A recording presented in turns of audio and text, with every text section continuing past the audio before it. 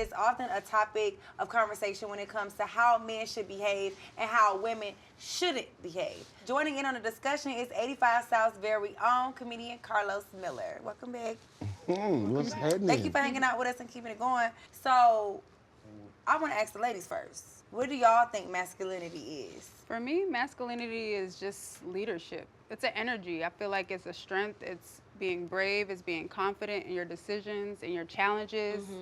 It's leading from a logical mind instead of an emotional mind, I think. Because I think for women, we lead a lot with our emotions. And I think when we look for masculinity in a man, we're looking for him to kind of have that force to kind of challenge himself and challenge whatever he's going after, in a sense. So I think it's just like a presence that you have. Yeah, it's bravery, strength, protection. Like those are things we look at, and that doesn't mean gender, because you could be a woman that can be a little masculine. You could be whatever it is. You know, I think that being feminine is more vulnerable, you know, more emotional side of things, where men think from more of a logical place. I think about leadership, and sometimes, like you said, as women, we can operate out of our emotions, but as a man, I expect that masculine energy to come in, and him not to meet me where I am on an emotional level. Like, I hate for a man to match my energy, lead me, and show me like the energy that we should be walking in. It allows us to be more soft. It does. You know, when they lead. What is masculinity to you? I feel like this is a tricky subject, and y'all trying to set me up for some backlash on the internet. I don't know, because the line is blurry. It is. It's a blurry line. I don't know. I've seen people be both. I know some feminine, masculine ladies, and I know some masculine, feminine men. Me too. Right. It's not for me to decide. I don't know. I'm scared to answer that. When you operate in your masculine energy, what does that feel like to you, or what do you feel like you possess? What masculine traits do you have? According to the social standards these days, I may have been raised wrong. I was raised around men that did men things. They were outside with the men. The ladies were in the house doing lady stuff. I don't know what the ladies was in there doing. I just know that my mama said, get your ass up and get out there with the men and put your hands on something and go get hurt and stop crying and toughen up, because it's like, I guess they treat little boys like that because the world is a little colder when you a man. When you fall down, ain't nobody gonna pick you up. And if you hurt, nobody definitely gonna pick you up. So it's like, I think when you say masculinity, you have to throw in, you know, being self-sufficient. You know what I mean? Being you know, a strong enough man where people want to follow you. Or, you know, being able to stand in your decisions and be a stand-up guy. So those are things that are masculine traits, like having to hold up for your actions and, you know, stand in your truth. And I get what you're saying about that too, because we're raising boys, we're raising men, and one thing I don't do is not allow him to be emotional sometimes. So if he cry, I don't say, stop doing that, you're a boy.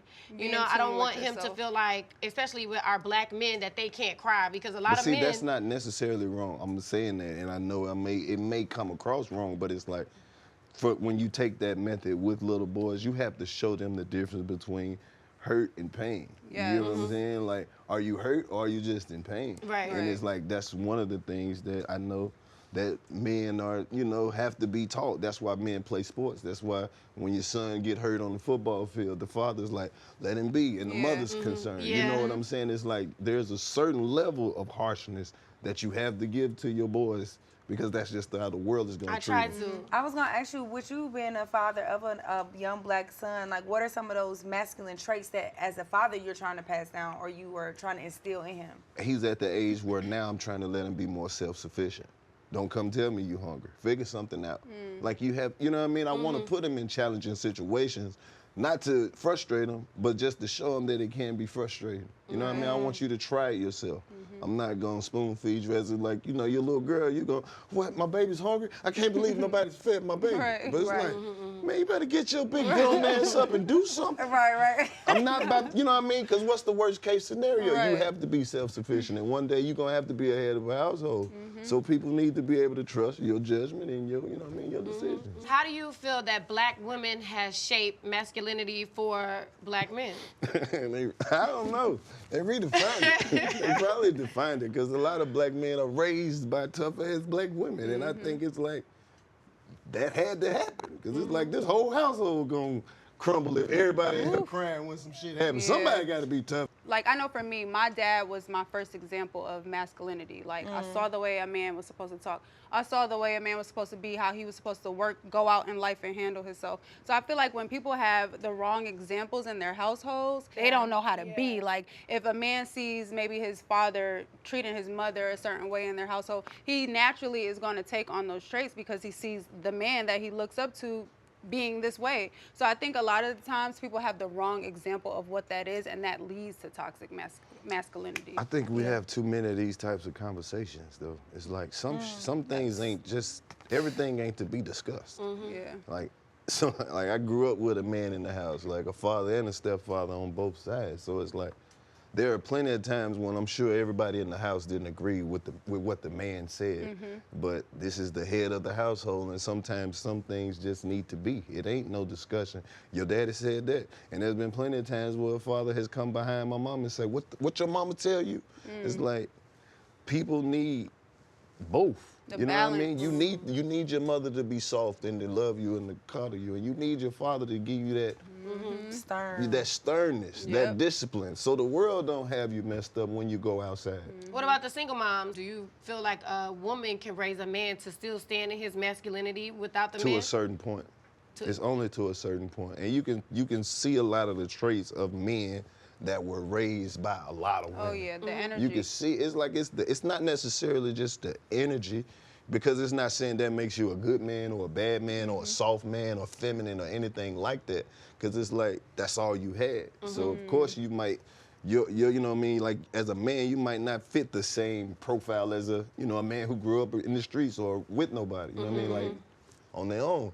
So you might be a little more cleaner. You might be a little more emotional. You know what I mean? You just have different mannerisms that you picked up from your environment. So a woman can raise a man up to a certain age, but after a certain point, he does need to see examples of how men, operate. Because you at a certain age, you at a certain size, you bigger than everybody in your class, and you cry when your mama raised her voice. You feel me? It's like, you don't want, it's like because you didn't have that example of like, are you hurt or are you in pain? You get what I'm saying? It's like you were never able to distinguish the two. You just emotional, however you feel. But everything ain't to cry about and everything ain't for discussion. Well, Los, you are on 3 tours right now, and you're very own At the End of the Day that is selling out. You got 30 dates. Like, tell us about these tours. Where can they catch you? What can they expect to see?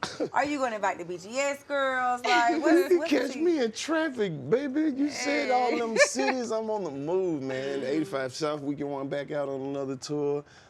At the End of the Day, my own tour, and then I got another little tour that we, negotiating back and forth with. So you're gonna see me everywhere that's got something to do with comedy.